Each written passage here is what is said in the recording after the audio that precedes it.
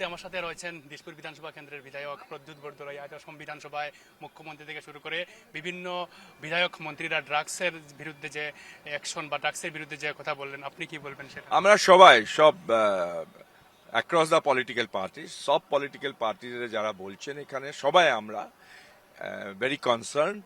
কারণ এই ড্রাগসের যেটা বাড়ছে আমাদের সমাজকে, স্পেশালি যেগুলো খুব গরিব যেগুলো লোক আছে across the party, and again I am very unfortunately among the minorities যেটা হচ্ছে সেটাকে তো ইরাডিকেট করতে হবে। আর সরকারকে আমরা সবাই আবেদন জানাচ্ছি, সরকার অনেক কিছু করেছে, লাগাতার সিজার্স হচ্ছে, লাগাতার জব্দ করা হচ্ছে ড্রাগস, লাগাতার অ্যারেস্ট করা হচ্ছে। তবে সেটাকে মানে অসমীয়াতে যেটা বলে পুলি পুখালে উভালিব লাগিব।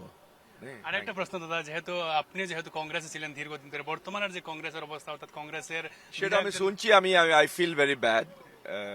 কংগ্রেসের লিডারশিপ যদি অন্যমনস্ক থাকে, কংগ্রেসের লিডারশিপ যদি ইনসেনসিটিভ থাকে, পার্টি ওয়ার্কার্সদের যদি দুঃখ বেদনা সেগুলো যদি বুঝার মতো ক্ষমতা না থাকে, যদি পার্টির সারা র্যাঙ্কস এন্ড ফাইলকে যদি সম্মান করতে জানে না, সবাই সবসময় অপমান করে, হুমকি দেয়, তাহলে অর্গানাইজেশন চলবে না।